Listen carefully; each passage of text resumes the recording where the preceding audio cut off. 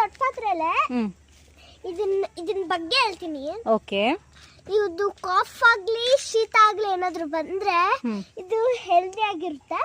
ಇದನ್ನ ತವಾ ಇರುತ್ತಲ್ಲ ಅದ್ರಲ್ಲಿ ಇದನ್ನ ಒಂದೊಂದಾಗಿ ತೆಗೆದು ಮಾಡ್ಬೇಕಾ? ಓಕೆ. ಇದನ್ನ ಚೆನ್ನಾಗಿ ವಾಶ್ ಮಾಡ್ಬಿಟ್ಟು ತವಾಲ್ ತುಂಬಾ ಹಾಟ್ ಮಾಡ್ಬಿಟ್ಟು ತಗೊಂಡು ಅದಕ್ಕೆ ಸ್ವಲ್ಪ ಉಪ್ಪು ಹಾಕ್ಬಿಟ್ಟು ಚೆನ್ನಾಗಿ ಈ ತರ ಮಾಡ್ಬಿಟ್ಟು ತಿನ್ಬೇಕು.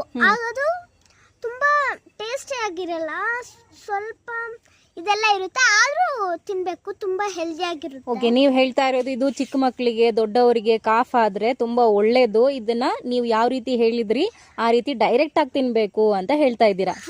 ಬೇರೆ ಏನಾದ್ರು ಮಾಡ್ಬೋದಾ ಇದ್ರಲ್ಲಿ? ಮಾಡ್ಬೋದು, ಬೋಂಡಾ ಮಾಡ್ಬೋದು ಕಡಲೆ ಹಿಟ್ಟಿಂದ. ತುಂಬಾ ಹೆಲ್ದಿ ಆಗಿರುತ್ತೆ, ಟೇಸ್ಟಿ ಆಗಿರುತ್ತಾ? ಓಕೆ, ಒಂದಿನ ಟ್ರೈ ಮಾಡೋಣ ಅದನ್ನು. ನೈಫಾ? ಓಕೆ, ಇದೇನಿದು ಜೀರಿಗೆ ಮೆಣಸಿನ ಗಿಡ ಬೇರೆ ಇದೆ ನಿಮ್ಮ ಮನೇಲಿ, ಎಲ್ಲ